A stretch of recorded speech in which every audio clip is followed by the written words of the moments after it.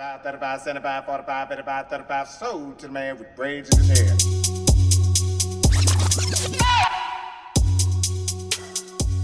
What up, everybody? Welcome back to another episode of the Nerd Gen Report. I'm your host, Pablo, and joining me, as always, is Mr. Brian Schultz. Today, we are going to get into the stuff that we've been talking about every week for like a month now, I think. Ever since this stuff was announced, we've been talking about week to week the progress in the sale of the WB. And like Jim Lampley said when George Foreman won the chip, so we're going to get into a conversation. We're going to do a part one to this. At some point, we'll get to the part two. Let me just first describe what we're going to be talking about in this first part.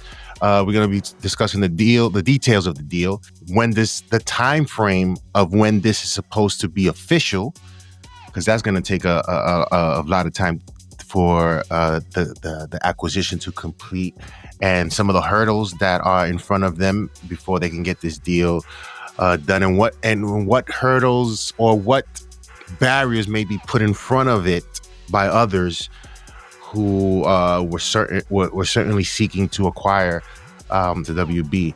What are the implications for the DCU currently? And does James Gunn stay or go? And in part two, it'll get a little bit more clear as to some of the future possibilities of this deal. But part one, Netflix WB details, Brian. What are the details of this deal? Yeah, so let me preface all this by saying I have tried to consume a decent amount of content in our world since this news hit. There's a lot of misinformation out there. We're going to try to clear up a few things. There's some details and some facts, and I think some assumptions being made that are either not correct or not prudent. So we're going to try to give you some real insights here, a couple of different angles. There's a number of things that if you dig deeper, you can find sort of really interesting debate as to what is actually going to happen. Because there is the statement from Netflix of the intent, the pricing, the plan, but then there's the read between the lines, right? Get Lionel's sword ready. It's like loosening it in the scabbard, because what they say or do today in order to try to get this approved and closed is not necessarily what they will actually do tomorrow in the long run. And so we want to look at that from the standpoint of, let's say Netflix does in fact win and close this deal versus let's say what happens if Netflix fails to close this deal, and sort of what are the implications for what the DC universe in particular, but certainly other IP, other filmmakers who work with Warner Brothers, what all that could look like under a Netflix banner. So a lot of things to cover. Let's start with the basics. So Warner Brothers announced maybe 24 hours prior to things going official that they had entered exclusive negotiations with Netflix, i.e. they had favored and chosen the Netflix bid. That bid turned out to be just for the studio and streamer, which is what we expected. The deal price, sort of just the kind of the equity deal price, which is the stock price, $72 billion, which is below, obviously, what David Zaslav's posturing goal of $75 billion. When you layer in the extra debt they have to borrow to basically get this deal financed, you can see bigger numbers. So if you see numbers like $83 billion or $87 billion, that's an enterprise value, whereas $72 billion is just an apples to apples what we've been talking about, which is the stock value, the market cap of just the studio and the streamer, which is important because you're comparing that number to Paramount trying to buy the entire thing. Now, the TV channels are not worth all that much, but they are worth something.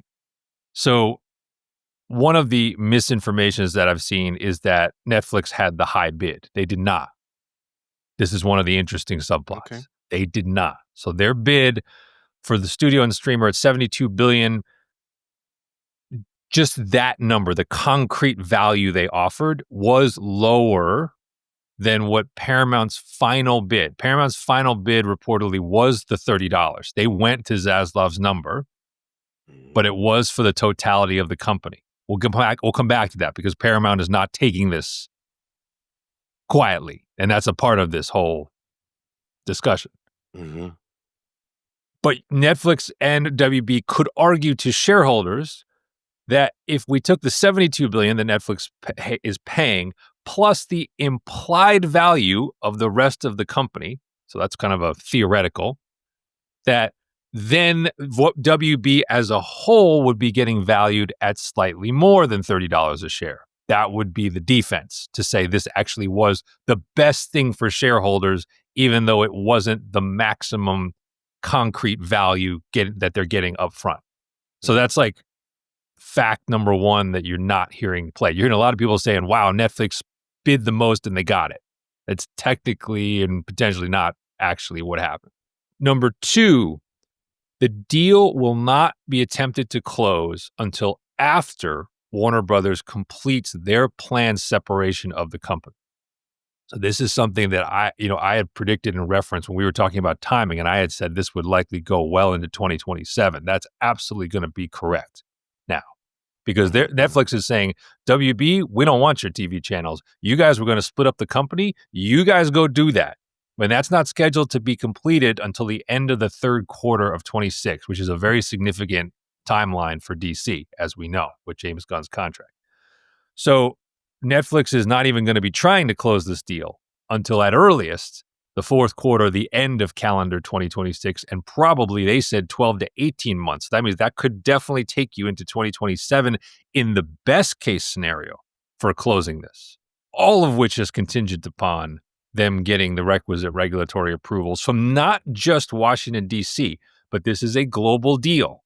And I will come back to this in a second because this started to come up that the non-Washington regulatory bodies were not as high on Paramount winning this. But Netflix has to get approvals from around the world to actually secure a full close of this deal. So that would also suggest that even the end of 26, early 27 timetable might be shaky. You might be looking at a process that goes well into 27, 28. Like this could go for a long time. And we'll get to exactly how. And then the last point, which will kind of bring it back to the discussion, is kind of like, this is not 100%. Like I've seen, I don't mean to single John Campea out because he does a nice podcast or a nice show about this. But he makes a statement at the outset, which again, I think is the number one thing that is misleading because he says, the bidding is over and Netflix has won. That's not true. Like we'll go through, like there are decent odds that Netflix will in fact secure this somehow, some way, but it is not 100% certain. And there are multiple avenues and precedent by which this deal will not actually occur still. And you could see other rumors, other interlopers, other outcomes, which are worth discussing. So that's a big preamble, and we're going to try to cover a lot of it, but it's a potentially seismic shift in Hollywood. Again, lots to go over, lots to sort of think about with regards to how this is going to go, what people are going to be, I guess, pounding the table as to what they thought was fair or unfair, or there's going to be a lot of stuff, a lot of people having something to say, and Netflix has to somehow overcome them if they want to complete this deal. And again, my focus has always been on the outcome of DC. And obviously we're going to get into that. Will the deal actually happen? I think that you have to start there because this is a big swing by Netflix. Netflix is doing the thing that we thought Amazon or Apple would also try to do. And I think it's interesting that, like, from their perspective, look, the upside is the content. This is a content company. Yeah. And, we will probably never know the number you really want to know, which is within the 72 billion. But here's the thing, within the 72 billion, right? This is Warner Brother Pictures, HBO Max, and the library. So I think it's safe to say that DC is in the top 2 or 3 pieces of that. Like if you said the entire motion picture studio, like maybe that's the number one thing, like in the 72 billion. Mm-hmm. I would probably argue DC and HBO Max are probably 2 and 2A. I think those are the 3 assets. So I think if you just take 72 billion and you start breaking it apart, a lot of the assets they acquired, while they're very nice, are not really going to add much to that number. Yeah. Right. Like you have control of a certain IP. It's worth, maybe it's worth a couple $100 million, blah, blah, blah. DC, I think it's safe to say, I think it's fairly safe to say, just like back of the envelope with no color from the company, that DC was worth well north of $10 billion. That would be my, like, just if you look at 72 and start breaking it apart, I think it's reasonable to say they looked at DC and its entire library and its potential across platforms as something north of 10 billion in this equation. That would be, I think, a pretty safe number to me. I think you could make a case that's much higher than that, depending on how, like, for example, we'll talk about exactly how much Netflix does value the movie piece of this, right? Because that is a big variable in terms of what they're going to do with it. But if you took them at face value that they're going to keep Warner Brothers at least somewhat theatrical for the long run, clearly that's a big asset and probably is the biggest thing that you would get your hands on. But DC, yeah, to get to 72 billion, absolutely would have to have been, of the component pieces, one of the biggest. I honestly think it will. Netflix wants this, obviously, and I think they're gonna fight to add to their collection. I wanted to ask you this before we get into do you want to discuss, does the deal actually close? Yeah, let's talk about it. Okay, yeah, let's talk about it. Before we get into that, I just wanted to say, I'll ask you this. Somebody said once, I'm not going to say the name, but they said Wingstop is a tech company that makes chicken wings. Is Netflix a tech company that makes movies? You can make that case. Yeah, because their primary business is digital content. And how they deliver that content is I guess, the technical aspect of it as well. Yeah, right? like if you said, like, when Google bought YouTube, what was YouTube? Is YouTube a technology company or is YouTube a media company? Like, I mean, it's kind of both, right? But it's like digital media. Yeah. So no, I think there's something to that. And I think, Okay. I think there is something to that. But odds the deal will close. Okay. There's real stuff to talk about here. It's not just like smoke-filled room stuff. Okay, so component number 1. Already smoke, no surprise, out of Washington. They're going to block this deal. They're going to sue to stop it. They're going to challenge it. What's interesting is they actually have bipartisan support to do this. And I'll explain why, which is unusual. So, for example, like Liz Warren, who typically doesn't love mergers, big mergers in most worlds, immediately got on her soapbox and was like, this is horrible for the consumer.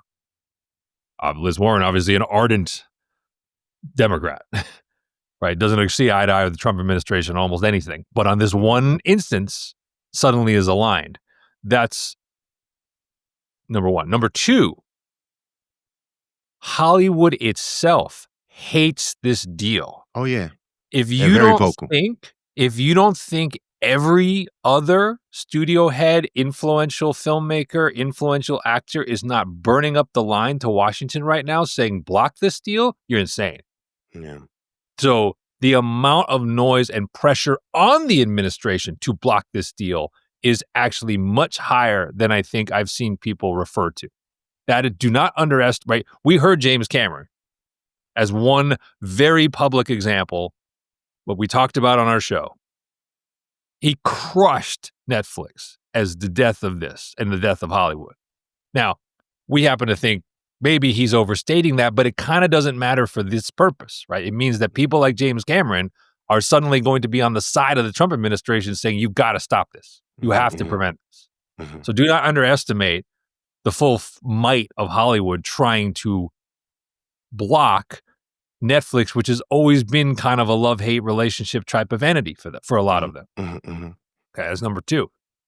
Number 3, and this is the number that I think really will make or break it, because this is going to go to court. Like, Netflix is perfectly willing to stand in a courtroom and fight the administration over this. And how do I know this?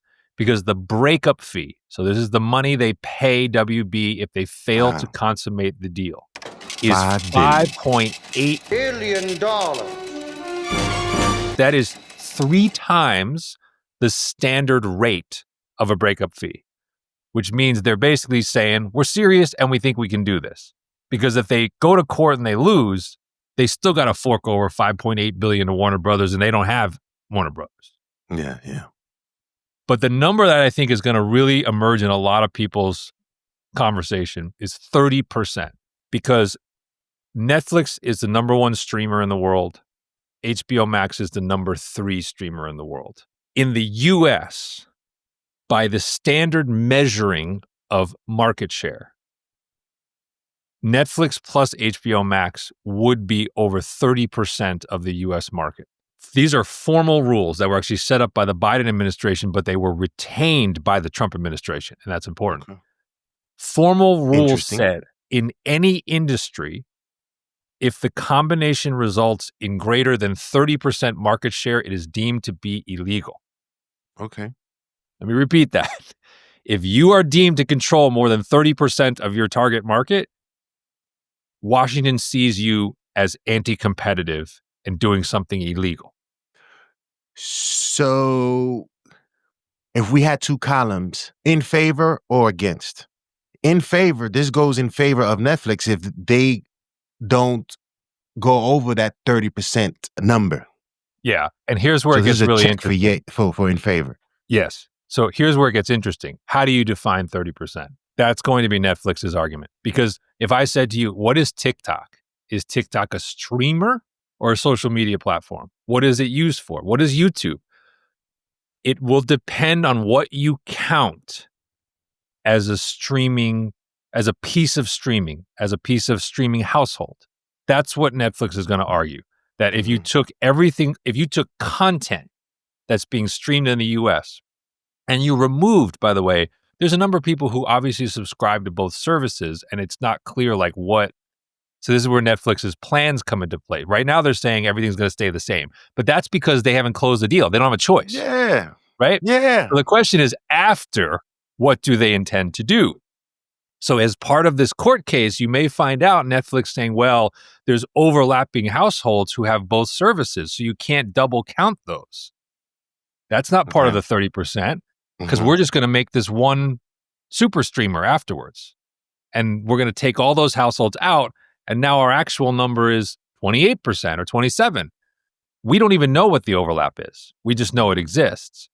So legal definitions will become a huge part of whether this 30% threshold is being breached or not. But it will ultimately probably go to a judge to determine that. Okay. So that's why when you say like the race is over and Netflix has won, it's like, well, no. Like the track record of the government in court in M&A deals is bad. Typically, corporations know better than the government what is legal. And therefore, when they go to court, they usually win. If you notice, like in the Biden administration, lean economy, they challenged almost every deal that was out there. They lost probably 90% of the time. But they just slowed it up. They made it difficult. They made it costly. In this case, however, it's not like a foregone conclusion. And there's precedent in media for this not working. So ironically, in 2015, at the end of the Obama administration, Time Warner, right, Time Warner Cable, the forerunner to Warner Brothers, Warner Media, tried to buy Comcast.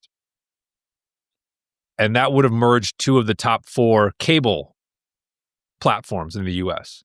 That deal was actually struck down in court and broke up, and Time Warner walked away. Comcast wound up getting together with Charter, and as we know, Warner Media wound up getting together with Discovery.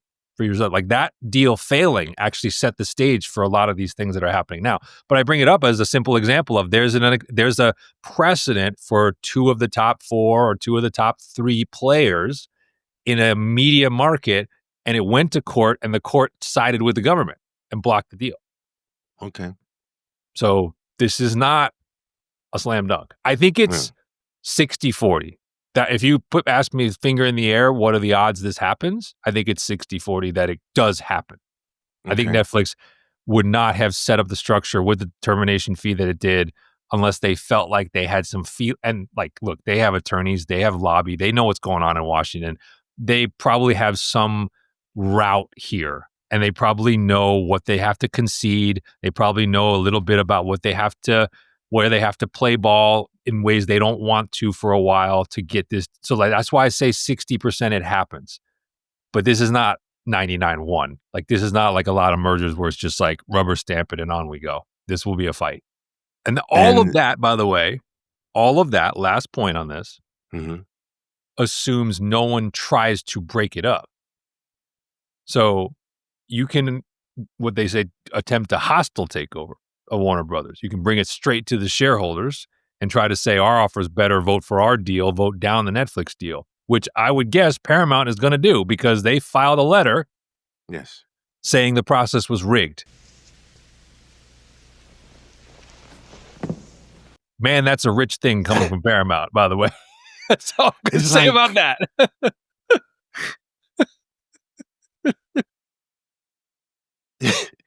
This is the sort of, like, if somebody said that to you, you have to like walk away and come back. Let's we can't right now. We can't, because you're saying something that is crazy.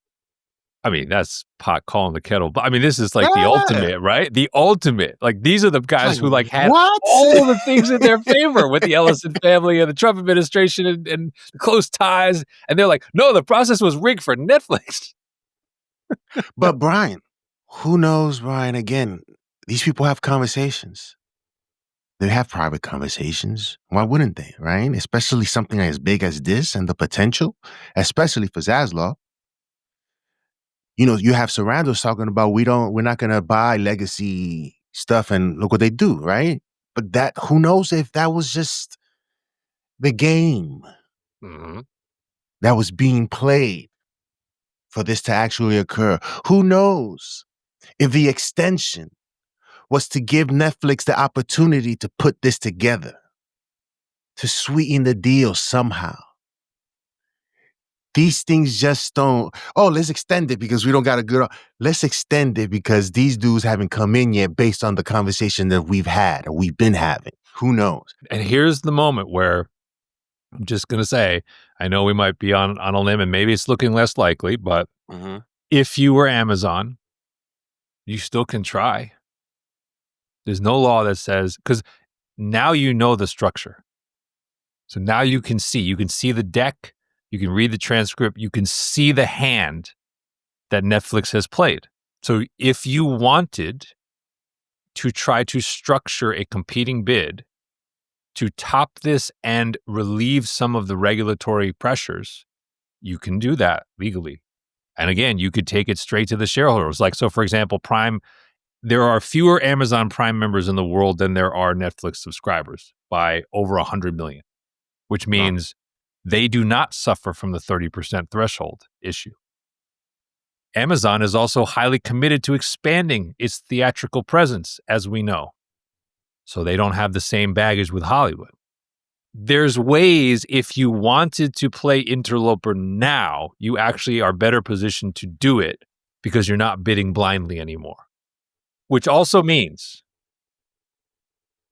do not assume that $72 billion is the final price that Netflix has to pay for this. Okay. There is a place for a re-raise being necessary for the shareholders of WB to vote for this deal, which has to happen for it to go through. A lot of details that need to be answered. And again, if I was in Amazon, I'd be like, yo, we gotta have DC, yo. If it was me and we gotta have DC, yo. We gotta have DC. I would be prepared to make like whatever that price in that discovery in terms of, getting the details as to what this is going to cost or whatever and pricing certain assets and stuff. I would be like, yo, if DC is 10, I'll do 15 for DC. because I think that's a huge opportunity there for Amazon. But who else outside of the Ellisons could break up the deal? Well, I think it's either going to be. I mean, Paramount has clearly set themselves up as the Hollywood friendly alternative. Number one, I posed Amazon as somebody that still checks the boxes and avoids a couple of the regulatory thresholds that now have become into focus. The talk of the Middle East bid didn't really seem to materialize, but listen, I mean, they were still talking about it, Brian. but the Like point is that like there's no legality that prevents someone on the outside like that simply saying, I'll see your 72 billion and raise you 100. Like there's nothing that prevents that, because again, at the end of the day, you need the powers that be to say yes, but you need the shareholders to say yes. And that's why hostile takeovers exist, is that you can take them straight to the base of people. And by the way, Netflix's stock, not for nothing, right? Down 3% on the announcement, but was already down 17% in the last quarter, right? So like Netflix shareholders are like,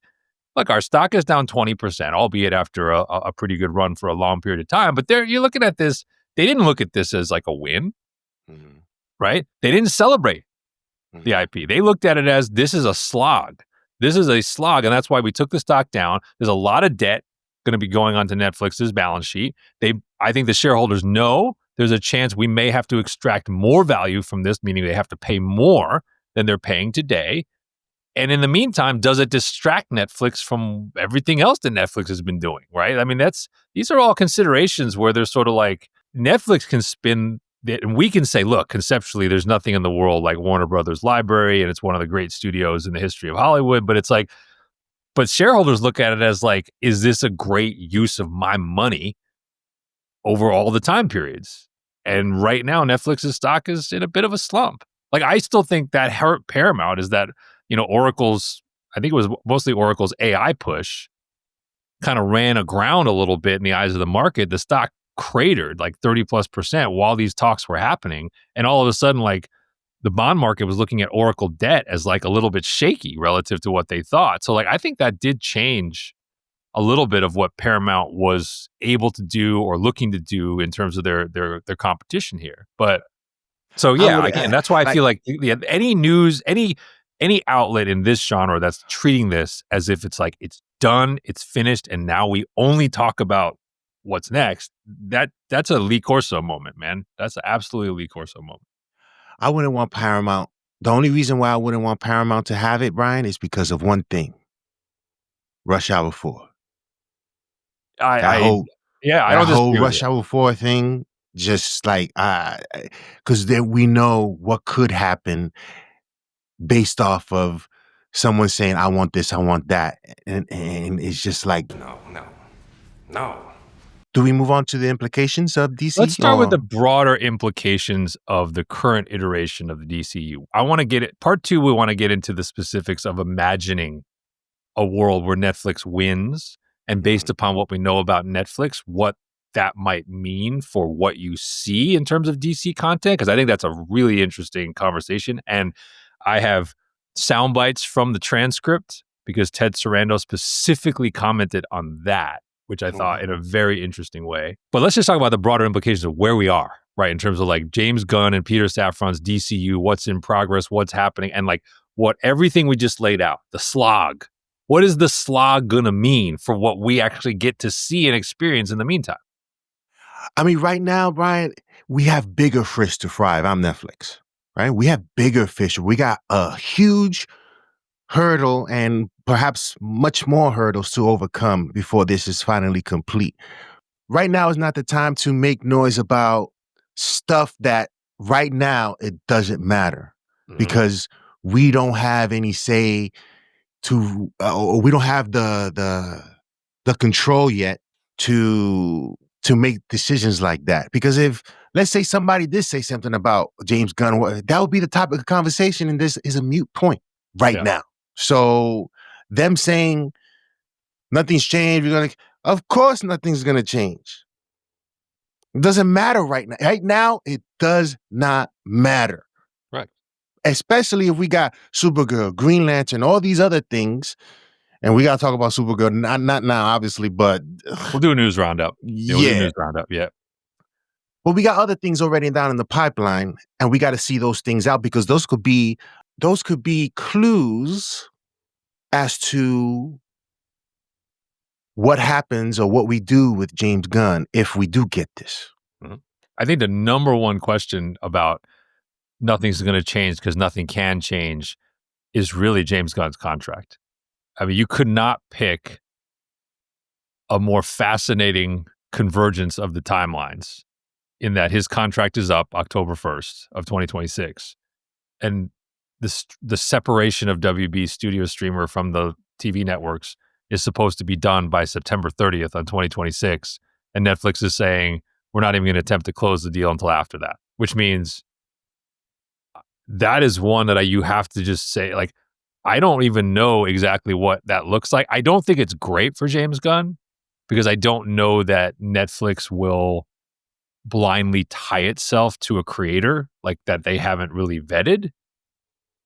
But it is a very delicate situation because, I mean, it's just coincidence that his contract falls right on the fault line of this potential merger.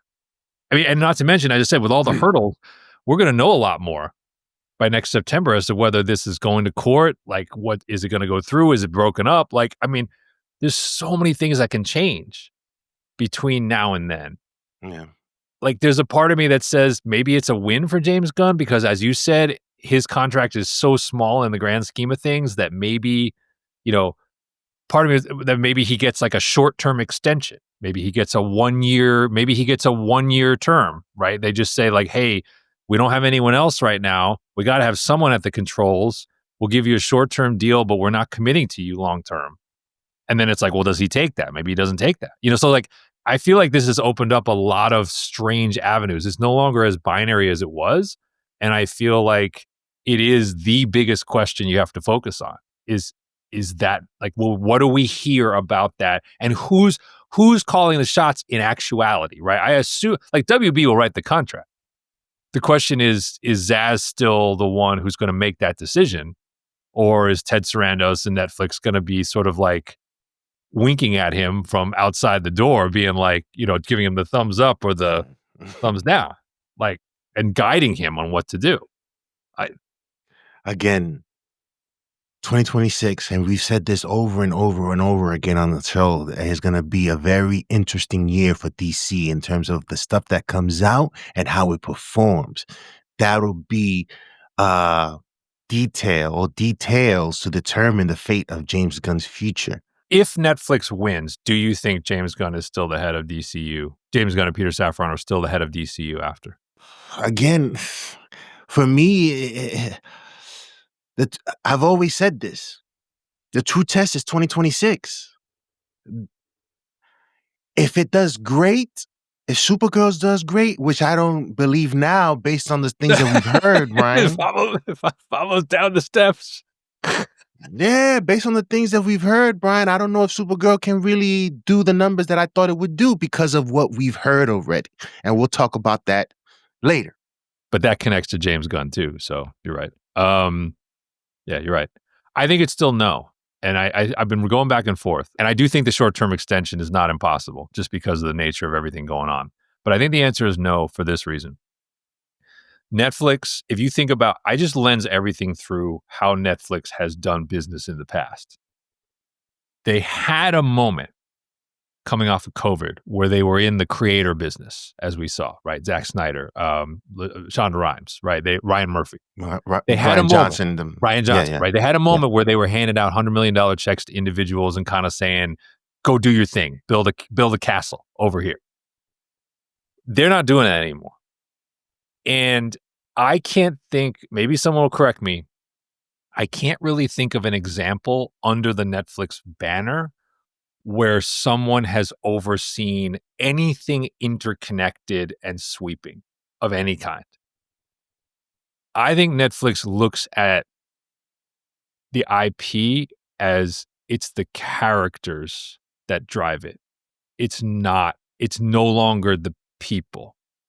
And as a result, I think they look at it as they don't actually look at it really as we own DC, even though legally that's what they would do. I think they look at it as we own Batman, we own Superman, we own Green Lantern, we own Wonder Woman. They look at it as we own these individual characters. What can we do with those? We don't need a czar to tell us what to do with all of them collectively, because we can make our own decisions about what to do with them here, there, and everywhere. I think it goes to like what DC would look like, as we'll talk about more in part 2, but like, I just don't know that they're going to have a structure where there is a DC only kind of head or parliament running just that part for them. Not convinced. I look at what Kevin did, and what Kevin did is difficult to redo.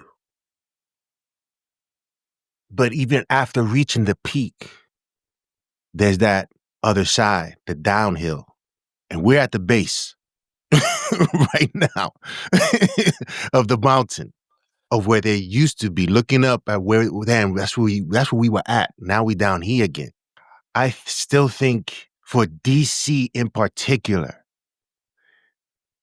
it's not one of those things where you have to have a vision, man. You have to have a vision, and not for just individual characters, but certainly the connection between all of them and where it can all lead to in terms of story, in terms of satisfying the fans of these characters. Because they don't all live in their own world. They can all play in their different respective thing, but at some point, something happens that they all have to come together. Yeah. And I like that, Brian. Again, if you're telling me that Kevin reaches the same heights without going at it with that vision, I don't believe you. Yeah. I don't trust that perspective, because again, proven already, Kevin did it. Because it's all about connection. It's all about it.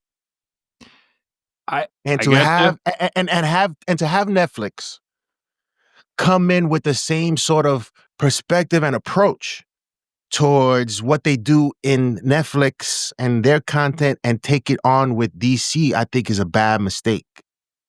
I think it's a bad mistake. Oh, that's a different question. I agree. I agree with you. That could be a disastrous approach. But to me, Netflix is like Jackson Pollock, man. They throw everything, all those colors up on a wall, and they let the audience decide what sticks. That's like, if you look at your Netflix queue and how they run the app, show me where Netflix tries to give you some kind of coordinated arc anywhere. They never try to do that. They try to look at what you consume, and then the algorithm feeds you other things in the neighborhood that you might like, but not other things that are connected to that. They simply feed you things that are like, it's like I watched Last Samurai Standing. Now I get handed Rurouni Kenshin. Like now they're showing me all sorts of like manga adaptations of samurai movies, right? It's like, but none of those is like of the same universe, is my point. I'm just simply saying, like, to them, I'm not sure they see these visions and through lines as like the path to the thing that they ultimately care about, which is, what does they care about in the end? It's maximum audience, right? Maximum captive audience has always been what they cared about, which is why they went against the theatrical model largely in the first place, right? Because they're like, why give up? Why give up the eyeballs to the theater? We want them subscribing to us. I think, well, again, we're going to hash it out more in the second part, but I just think, and by the way, not for nothing, I think this is an underrated part of this, and I think it's a really great question.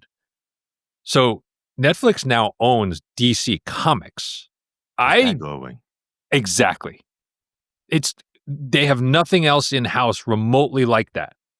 Analog media published monthly with all sorts of writers and illustrators and characters, that is got nothing to do with the rest of the company. Are they really going to just like keep, and by the way, not exactly a hugely money-making enterprise these days, right? Like old school Wow. comics. So like, what if they shuttered DC Comics? So now there's no source material. There's only the character. There's no, right? But I mean, I don't see anybody talking about that. But it doesn't fit anywhere with their company. So why would they just employ the same stable of writers and illustrators to keep doing a thing that the rest of Netflix has never cared about? So you want a big broad strokes implication? That's the place you should start. That's more alarming to a lot of DC fans, or should be alarming for a lot of DC fans. Absolutely. I don't see enough people talking about it, which is, what if there is no more source material for DC characters? That right there. Like if I'm in Netflix and we're having conversation, all the meetings that we have throughout the year, for as long as Netflix has been around, I doubt that there has ever been a conversation about that aspect of business. No. Now that they have this piece, like if I'm at Netflix, I'm like, I'd even be like, yo, I don't know if we should even deal with this. I don't know how I would be, I don't know how I would approach. I certainly, Brian, wouldn't think about keeping that division. I don't know what you do with that. That's a tough one right there. Well, if you keep it, you have to basically let it be, like, because you have no expertise in how to run it.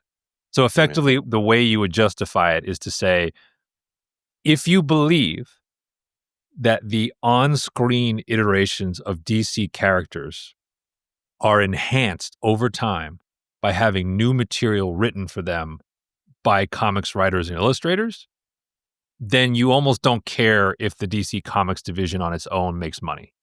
Because you say, it's important because not only is it good for the characters we already have, but maybe someday somebody invents the next Batman. Right? It comes out of that room, and they're better qualified to do it than anyone inside Netflix that we could hire as a screenwriter or a director.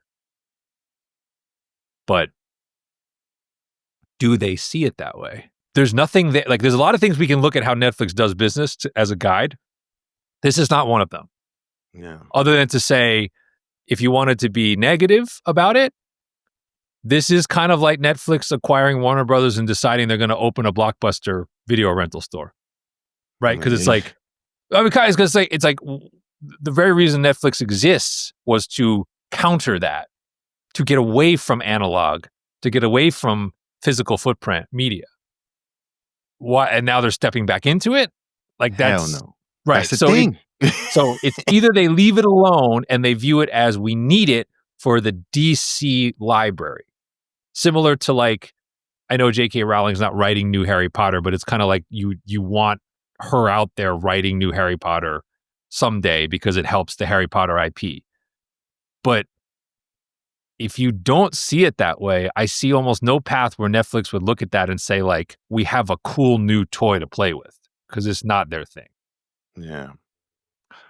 Still lots to discuss and go over in our part 2. Yeah. Can we do one last thing on James Gunn and the DCU? Sure. So before we get to, like, the Netflix world of DCU, what do you think now with this, with the timelines we've got, the likely legal battle, what do you think this does to the existing calendar, right? Like, not, and I don't mean like stuff that's like baked, it's obviously done. But I'm saying, like, stuff that was close, Man of Tomorrow, for example. Like, what do you see any impact? Or obviously the big one, we know that they were getting close, right, on casting for Batman, Wonder Woman. Like, does Netflix care to stop some of that or not? That is interesting because at this point, Brian, we don't know, obviously, the future of James Gunn after October 1st. And we already have the Batman 2. That stands to make a hell of a lot of money for the entity that owns that part. I don't necessarily think they're going to rush into any future projects with, like, Batman, Wonder Woman right now. They've talked about it. They said, oh, this person, but That's not a for sure thing. They're probably business as usual, probably, but it's not. It's not like they're operating with that not in the back of their mind, or them meaning James Gunn and Peter Safran and them being reminded of timelines and what we may or may not do. They may not say outright done. They'll be like, oh, well, you know what I'm saying? It's going to be very strategic conversation with regards to the future of those characters. Because as of this point, that is not a priority. Because we got to get over this first. And once we get over this, then we'll talk about it. And then we'll assess based on 2026 and the stuff that comes out and if people like it. Because as you said, Brian, Netflix is in the business of trying to understand what people like and recommending it. And if Supergirl doesn't perform, and we have high hopes. But if the numbers aren't quite there or they're like borderline, I don't think they want borderline. They want to maximize the opportunity, Brian. They want to maximize, especially with DC, having seen what can be with Marvel. That's huge. So I think those conversations need to happen. But right now, that's not a top priority. So they can talk about casting Batman and Wonder Woman, whether or not we see progress in terms of production and actual casting. Because right now it's just a bunch of names. Yeah. And a bunch of people saying, I want this, I want that, I want to do this. But nothing announced by the head of the guy in charge so far, which is James Gunn, saying what's happening. Because as you said, he's been very quiet. So, yeah, I think a lot of this will flow from what is Gunn's status past next October. And honestly, like, one other piece we don't know is how is David Zaslav viewing that negotiation differently now than he did 3 months ago because of what's happening at the company level. But let me present, I'm going to throw out a few, like, just alternate avenues that Netflix opens up that I've kind of gone back and forth about. So I could argue that Netflix cares less about what James Gunn does between now and, if we assume he gets extended for a year, the close of the deal. And here's why. Because you talk about what works and what doesn't, but Netflix, like, doesn't care as much in some ways. Like, if you look at the things that have become big streaming successes for them, like out of the DC universe, a lot of those are actually the bad movies. Precisely because people didn't want to spend the money to go to the theater, but will watch Aquaman 2 or Madam Web as part of the subscription they're already paying for. So you could argue Netflix's quality control, certainly in the immediate term, they don't care, because at the end of the day, they'd almost rather see more content coming their way than less, and let the algorithm decide and let the audience decide what they actually want to watch. Weirdly, I thought this was one of the places where they would not concern themselves with, okay, James Gunn announces a DCU Batman, and then after we take over the deal and we clean everyone out, there's a new Batman. They're like, whatever, we'll just throw both of them up on the platform and everyone will figure out which one they want to see. And that'll, weirdly, I do think this is sort of like it's not all good for James Gunn, obviously, because he's in a limbo, but there are pieces of this where I could see him actually having a little more freedom in the immediate term, because the potential buyer is just, like, again, fixated on the character and doesn't view this iteration or that iteration as the thing they need for the character to be successful. They're like, we already have the thing we need for the character to be successful. We have us, we have Netflix, we have the platform. That's what we need. So I could see a world where you actually get some development here. Now, I'm going to counter myself. 2 points. And I'll give you a factoid, which I thought was very interesting. Hollywood hating on this deal could be a factor. If you are an actor being asked to play this in the context of you might be the Netflix DCU Batman, and everyone in Hollywood is like, F Netflix, that might be akin to crossing a picket line. So you better be careful with your career. And I wonder if that will have any impact on these conversations of people being like, I don't really want to commit until I see. And not to mention, like, there are actors and there are directors who feel very strongly about Netflix already, right? In terms of, we don't like that they don't go to theaters that often. We don't like this about, like, so it could complicate whatever James Gunn's wish list was for Batman and Wonder Woman if some of the people on that list and their agents have people in their ear kind of saying, don't do that if you know it's good for you.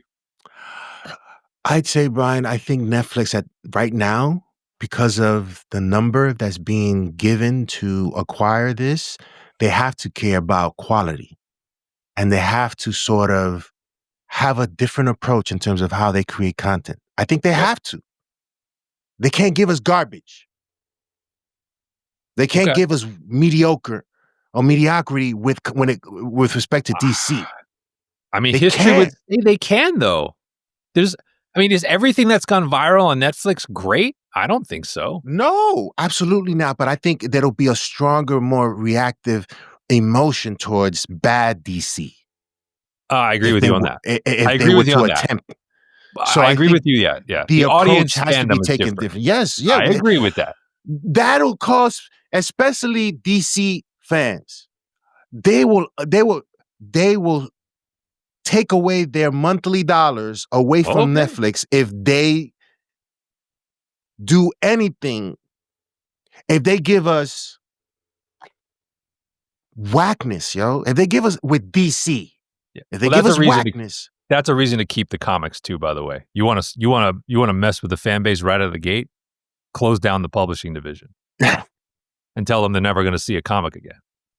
So that is an argument for keeping the comics, is to not ruffle those feathers. But yeah, we got a lot more because we want to talk about the vision of what it could look like. Because I mean, you can already tell we're sort of debating a little bit the different things based upon what we know and what we would want to see, how it could change. And I was having these Ted Sarandos. There's really two quotes he gave in this long call transcript about the deal that I just like circled, and I haven't heard other people really talk about it. But I keep looking at how Netflix has done things and being like, okay, if you apply that logic in places to something like DC, what could change? What could be different than you've seen before? And what could that mean for us? But we're not the only interested party, because we've got other people, very big name people who weighed in already on this, and will be, having conversations. So that we saved all for the part 2. But man, whatever happens, you said it really well in one of our previous shows that Netflix has an opportunity to change the game again. I was just thinking about whether they win or lose, they are trying to change the game with this deal. And I was going to leave that off, but Brian took it from me. They right now have the opportunity, and I think they see it, they know this, to change. They did it with streaming, They did it. This is another opportunity to do it again in a different realm, in a different world.